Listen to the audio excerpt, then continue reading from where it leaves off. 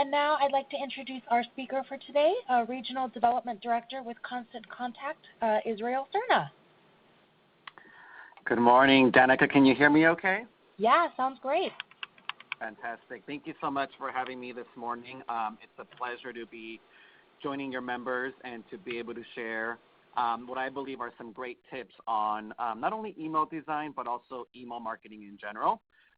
The title of my presentation is called Look Great and Get Attention, the 7 Don'ts of Email Design. So I'd like to welcome everybody to the webinar.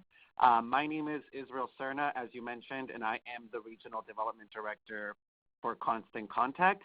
Really what this means to the public is that I get to work with partners like the Las Vegas Chamber of Commerce on a regional level, as well as other partners like SCORE and the SBDCs. In addition to that, I get to manage a team of authorized local experts around these 3 states. These authorized local experts are businesses and marketers who we hand select to offer workshops on our behalf.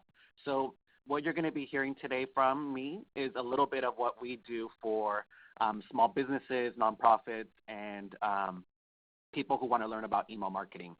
My contact information is on the slide. I encourage you to jot down my email in case you have any questions after this webinar. You can email me and I can help answer anything that maybe I didn't answer.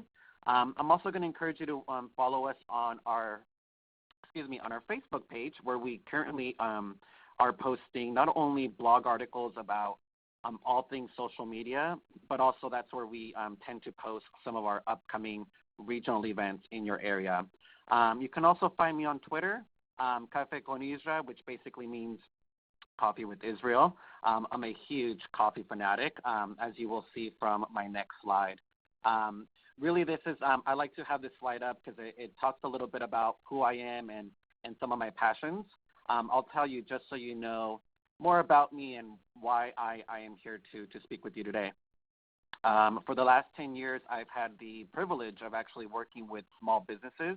I started my career working for the SBA under the Small Business Development Center branch in Los Angeles. And I spent about 5 years there working with small businesses and entrepreneurs. Prior to Constant Contact, I had a short stint at the Specialty Coffee Association of America, where I helped produce large conferences for them. And that's where my love for coffee grew as well. So that's a little bit about me. And I'd like to take this moment to thank our host partner, the Las Vegas Metro Chamber of Commerce. They are one of our national partners. Constant Contact partners with chambers and SBDCs and SCOREs throughout the country to provide educational workshops like today.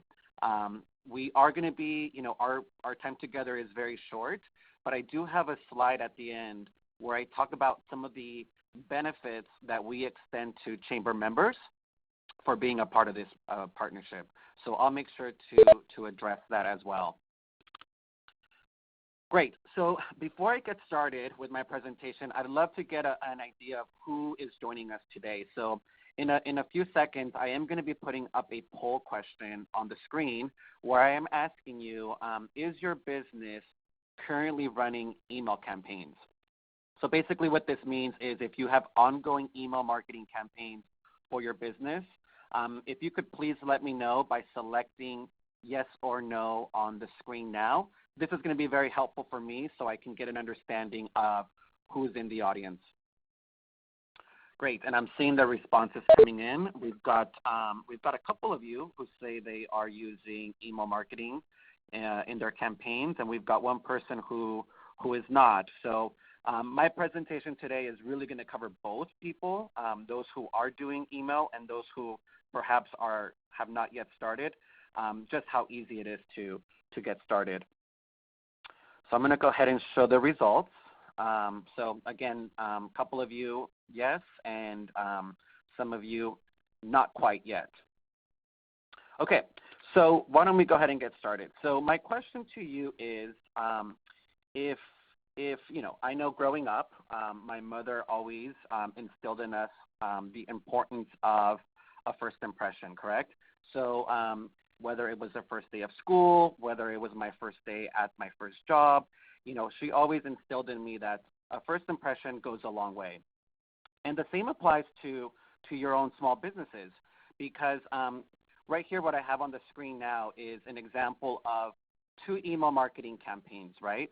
The one on the left is something that we often see, businesses sending in the form of a just basic regular Gmail, right? Or maybe it's a Yahoo account or AOL or Outlook. And on the right, you have an email marketing campaign sent through a professional email marketing service.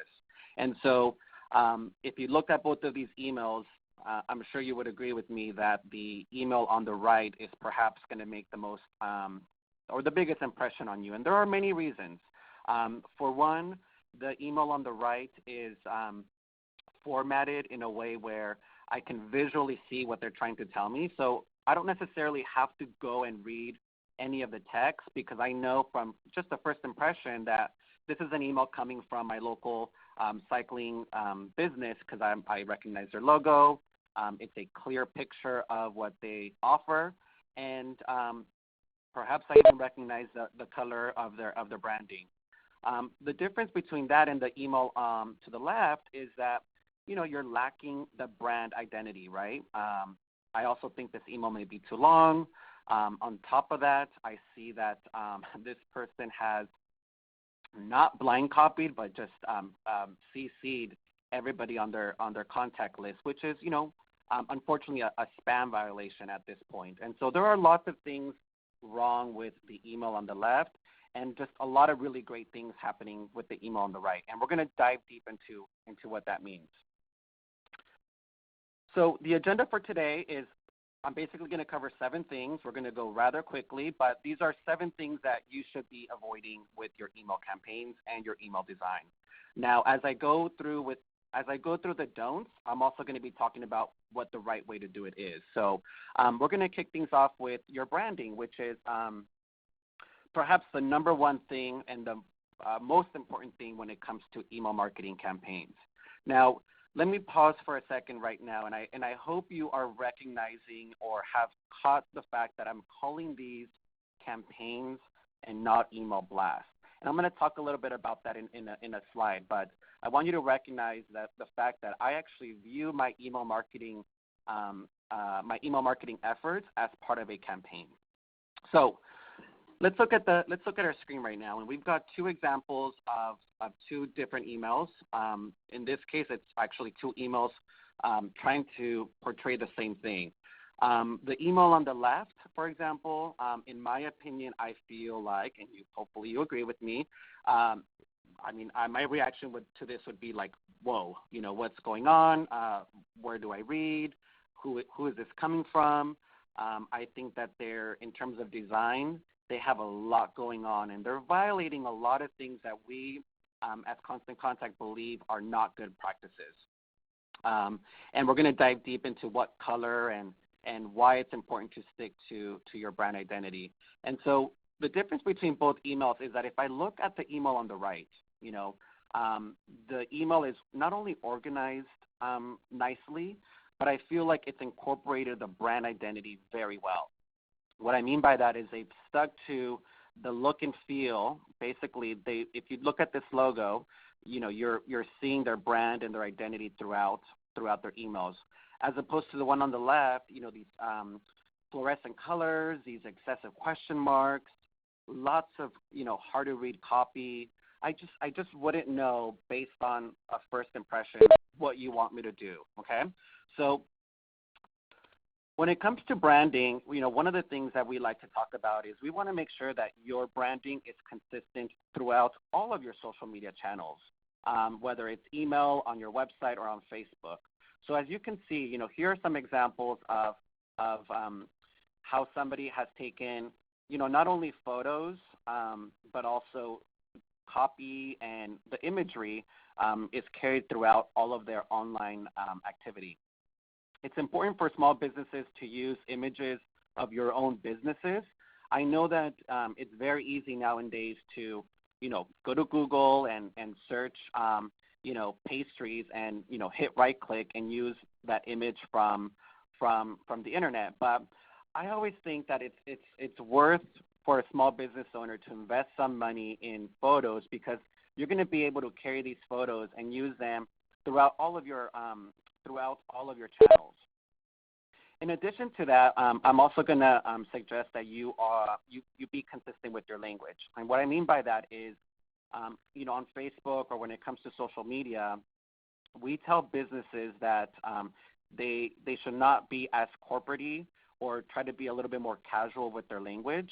And you want to make sure that you carry that sort of consistent language throughout these platforms.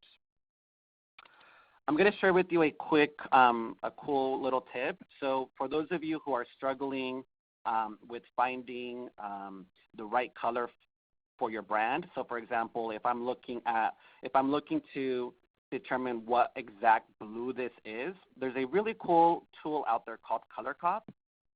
Some browsers actually, like Firefox and Mozilla, have these tools already built in.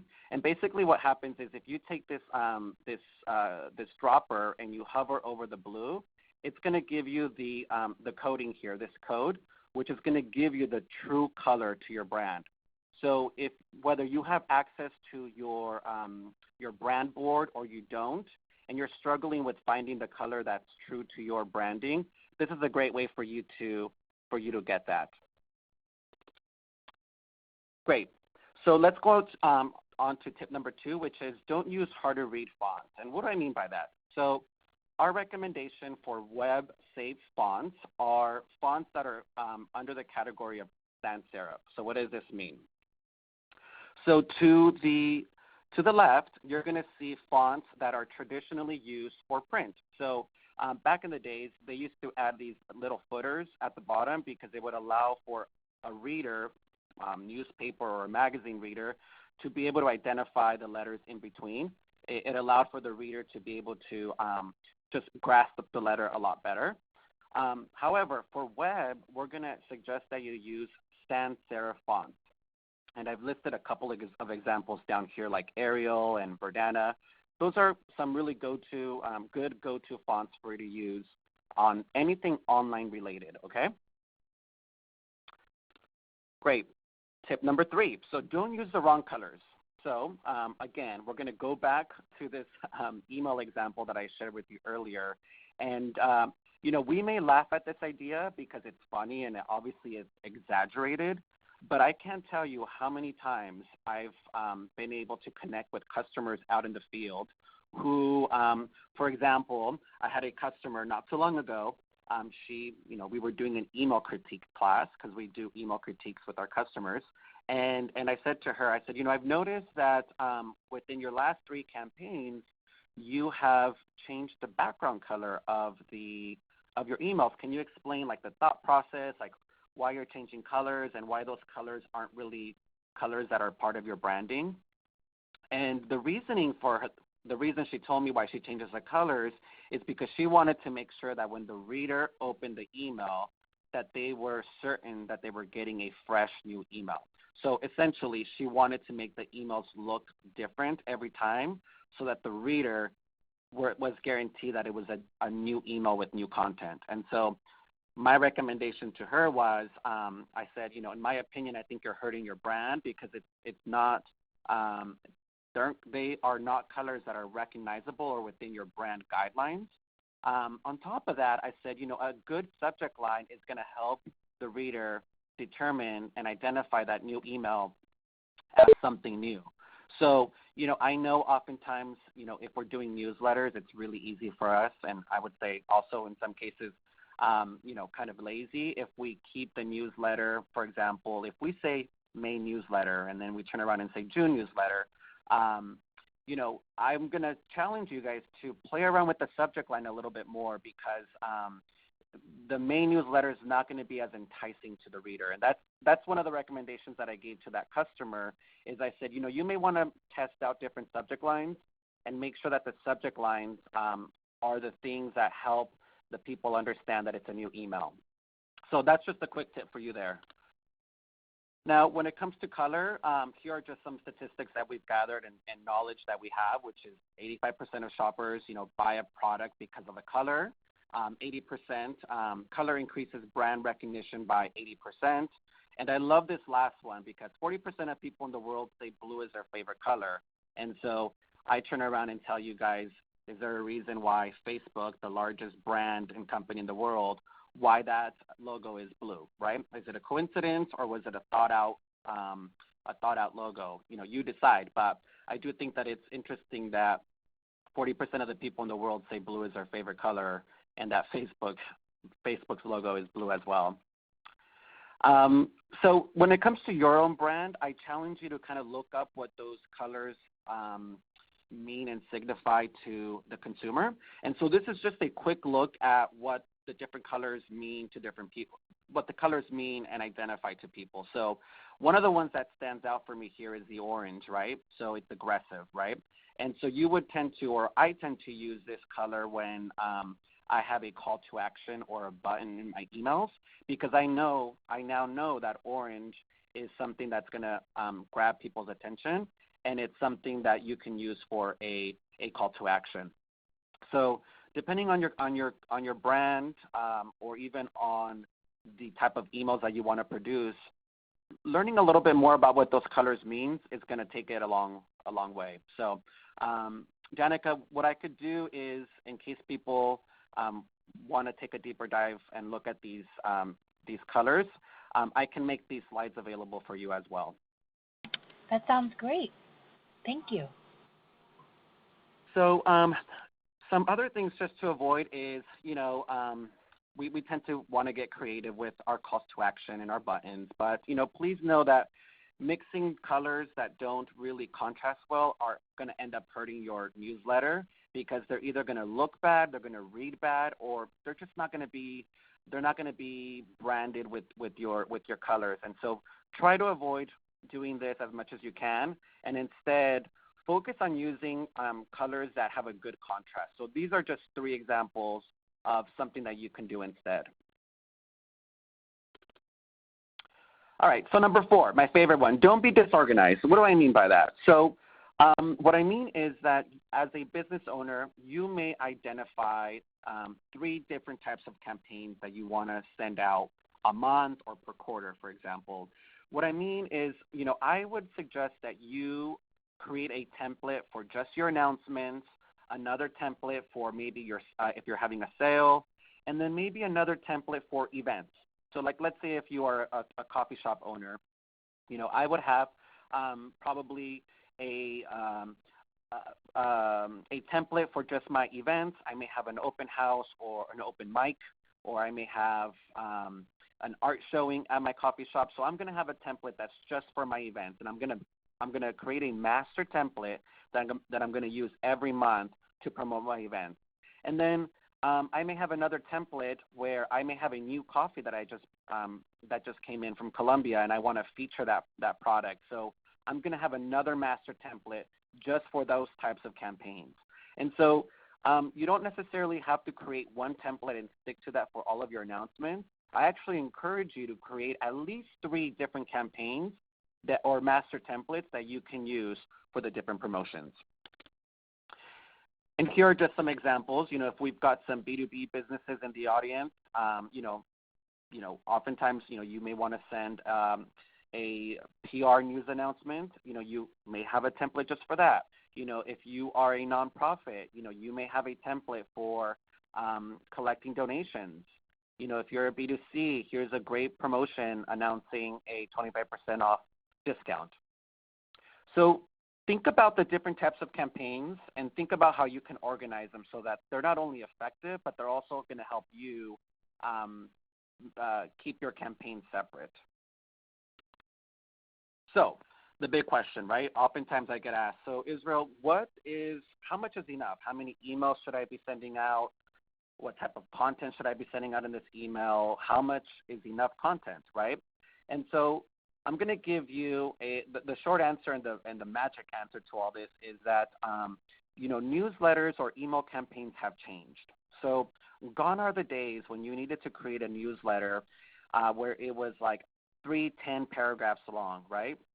Now what we're saying is that a picture a paragraph, and a call to action is really what you should be focusing on. And you should be thinking about these emails as single subject emails, right? So if you're sending out a newsletter with 5 items, I'm going to challenge you to maybe, to start, not to overwhelm you, maybe cut back on the 5 items and highlight 2 of the most important things that you need to get people to do now, and then maybe separate the remaining 3 and do them as a separate campaign. So a picture, a paragraph, and a call to action, right?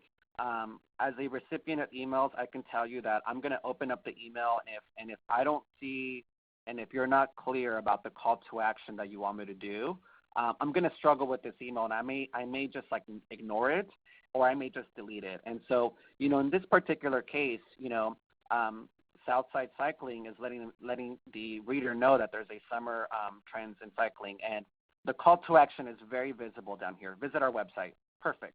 So a picture, a paragraph, and a call to action. And I hope that people in the audience collectively are taking a sigh of relief as I say this, because I find that a lot of small business owners get overwhelmed with the idea of having to write these long emails, and you don't. If you have one thing to say, even better. If you've got 2 things to say, great. Let's formulate an email that's going to be clear and that's going to allow for people to understand exactly what you want them to do. So the next big question, what if I don't know what to say, right? So before I get into this, I do want to bring up something very important when it comes to email marketing and just online marketing in general, because this same rule applies to your Facebook, to your Twitter, to your Instagram, is the 80-20 rule. So what does that mean? So when you're working on your campaigns, the way that I want you to think about it is 80-20. That means that I'm going to try to be 80% informational or educational, or give them insight into something in the industry. And then 20% of that time, I'm going to be promotional.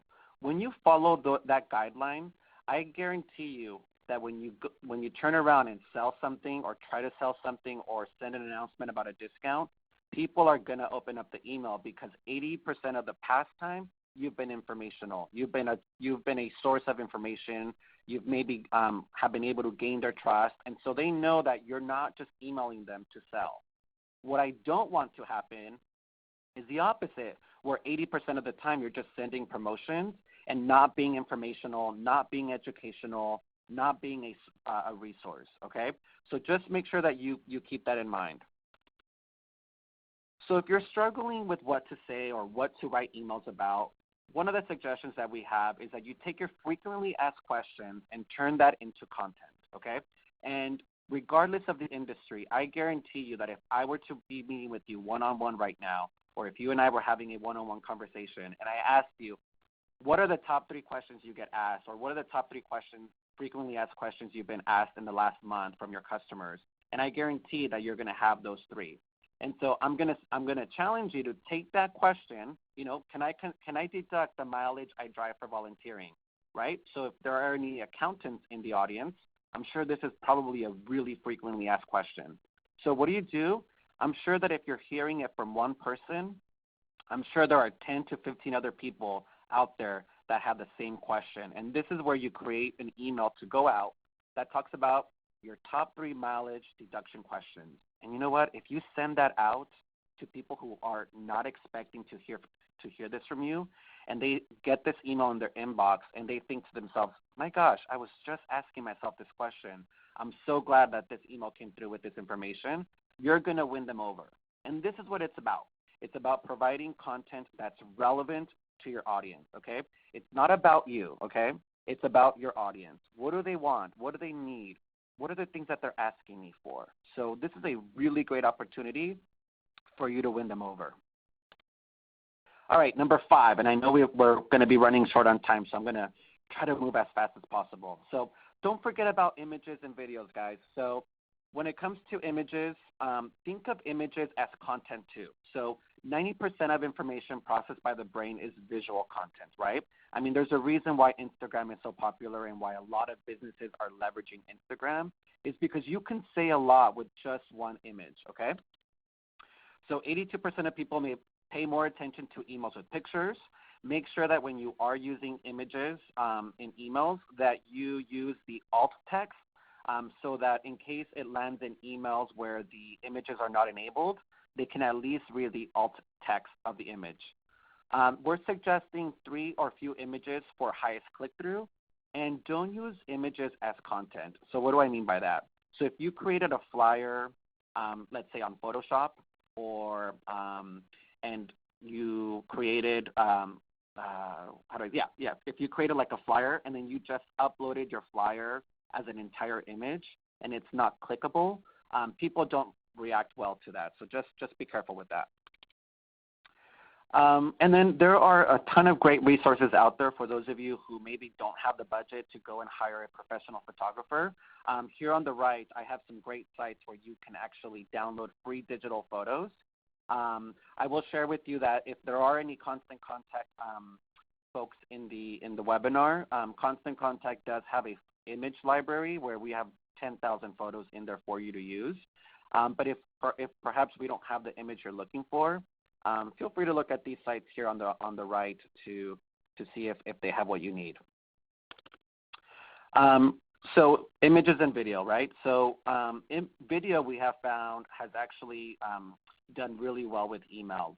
And anytime you mention video in the email subject line, open rates are guaranteed to go up because people, when I get an email that says that there's a video, I know that I don't have to read, that I just have to sit there and listen. And, believe it or not, we are, our society now wants it to be convenient. And so if I know that there's a video in the email and all I have to do is hit click and then, get sent to that video link and just hear the audio or watch the visual, I will open up that email because I'm going to, I want to see what it's all about. We're suggesting that you keep videos under 90 seconds and then you say things like on the subject line, watch this 90-second video. Use video for product demos, testimonials, and promotions.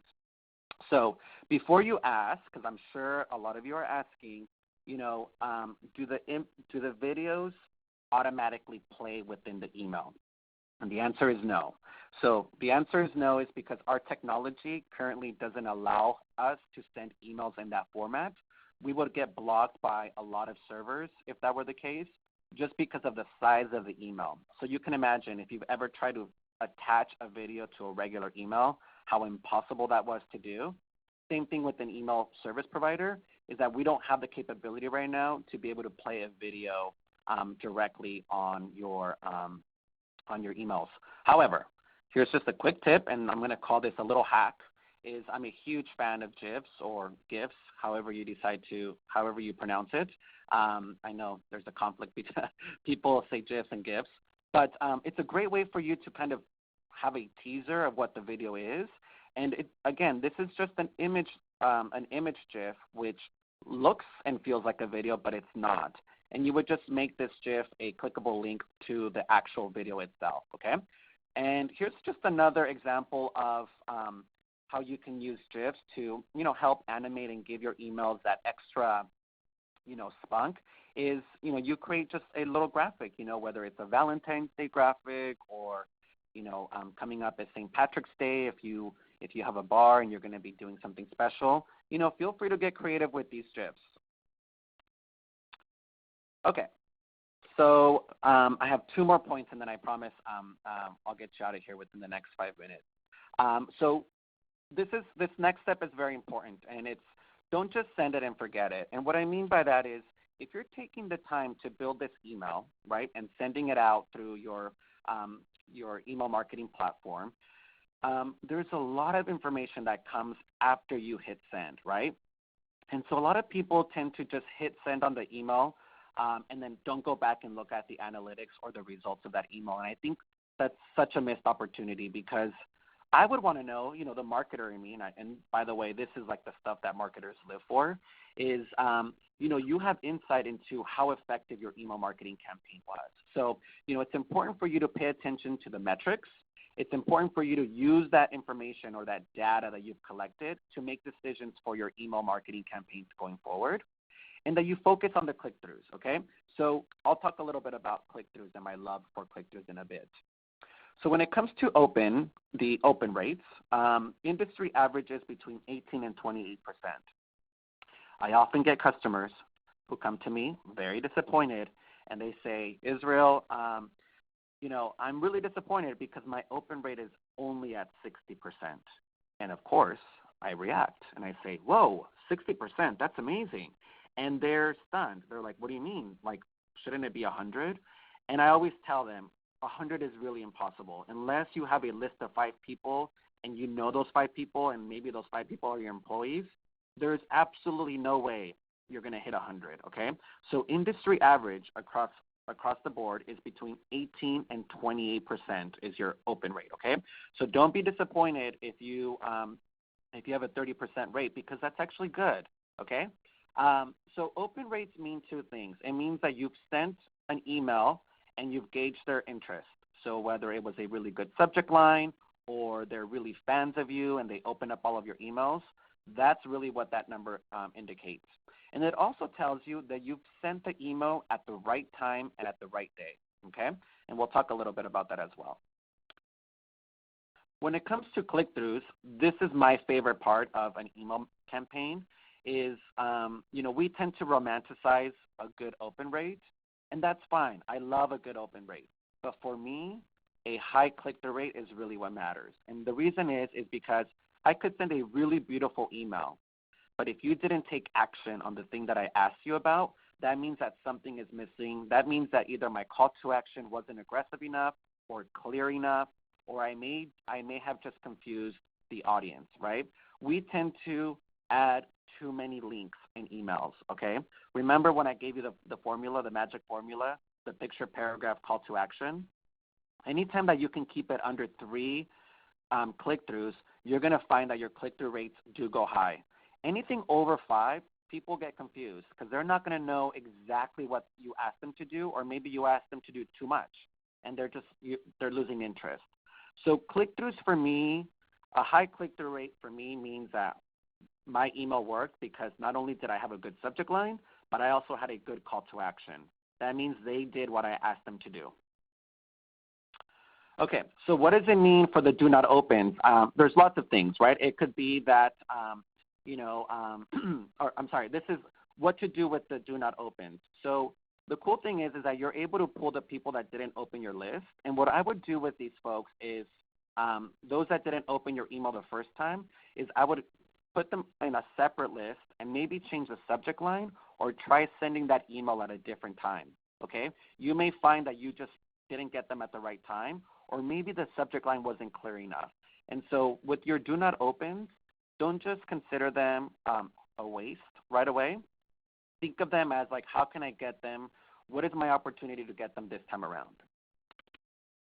With people who opt out or unsubscribes, right? So, you're able to collect the unsubscribes, and the cool thing is that they're all in one list. So what you could do with these folks is as they opt out, there is an opportunity for you to collect feedback, okay? It may be that, they're on the wrong email list. It may mean that they don't want to hear about your sales, but they want to hear about your upcoming events only. And so this is a good opportunity for you to provide or give them the option to tell you why they're opting out, okay? With bounces. So bounces mean email addresses that are bad addresses. And if you are collecting, and trust me, I know this because I collect emails at all of my events, and sometimes I have people write down their email addresses, and we know how hard it is to read people's writing. And so sometimes it may be that, I misread that A for an E. And the cool thing about bounces is that it gives you an opportunity for you to clean up that email, for you to go back and say, oh, shoot, I forgot to add the @ sign. Or, oh, I'm seeing that this person moved on to a different job. Do I have their new email address? And so it gives you an opportunity to clean up that list, okay? So bounces are a good opportunity for you to go back and fix any bad emails. Okay, so let me skip through these because we talked about this already. That as well. Let's go to number 7. So all of this you're probably hearing a common theme here, and especially when we're talking about the magic formula for emails, which is picture, paragraph, call to action. The thing is that email campaigns have completely changed from 5 years ago because of mobile marketing. So we now know that so many people are opening up their emails on their devices. But let me ask you this. If you look at this question, it's really interesting to me because this was actually a poll commissioned by Facebook that asked people what is the most used application on a smartphone, and you're seeing it here that email was number one right behind Facebook, okay? So email is still a big thing. People are getting emails. Millennials are reading their emails. And in fact, we're now opening up our phone or looking at our phone approximately 150 times a day, okay? And beyond that, we know that over 50% of emails are being opened on a mobile device. So you want to make sure that you create emails that look good in the inbox and that are easy to digest on the go.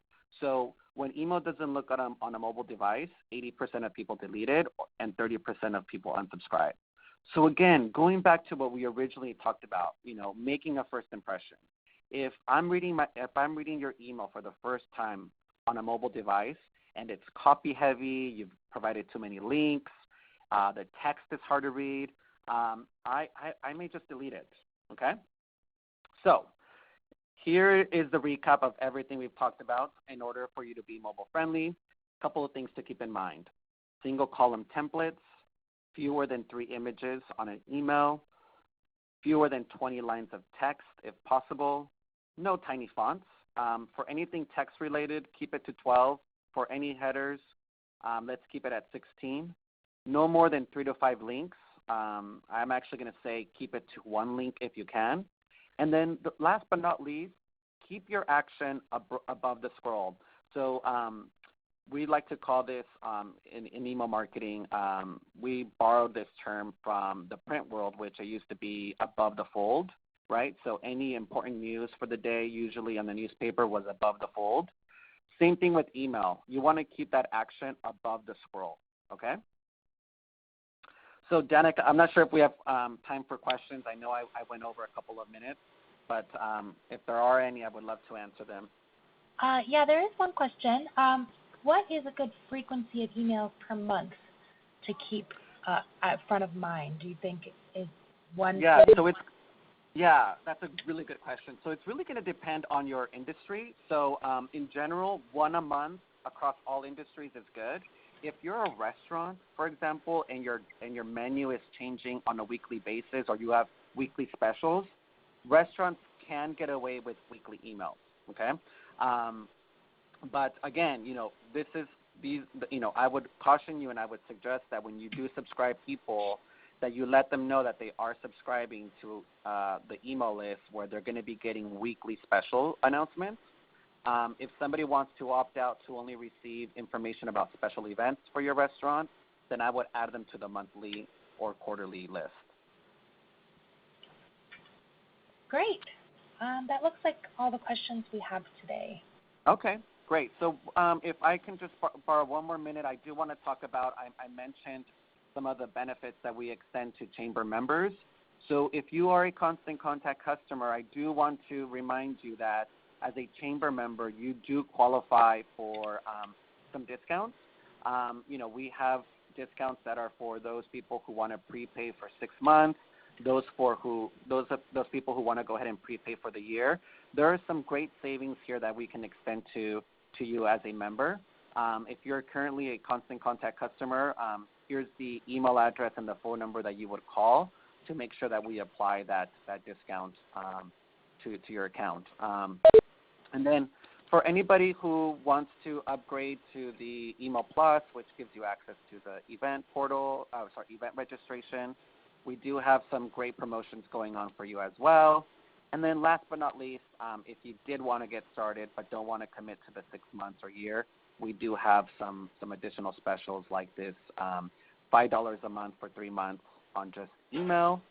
And then if you liked what we talked about today, we do these sort of events all throughout Las Vegas and in person, online. Again, these are meant to be informational, and so this is our link to find out upcoming events. And that's it for me. Great, and I want to thank you so much, Israel, for coming on, and Constant Contact for coming on the Chamber University webinar today. Super informational, and again, this is recording, so we'll make sure to get that recording up as soon as possible for all of the Chamber members for you to listen to again if you want to come back through and listen to the webinar again. So again, thank Perfect. you, and I just want to remind everyone to join us next week. We're going to be discussing how growing Nevada's economy and clean energy go hand in hand. We'll be talking with the Executive Director of Clean Energy Project Nevada. So thank you again. Thank you, Danica. Thank you, everybody. Thank you so much.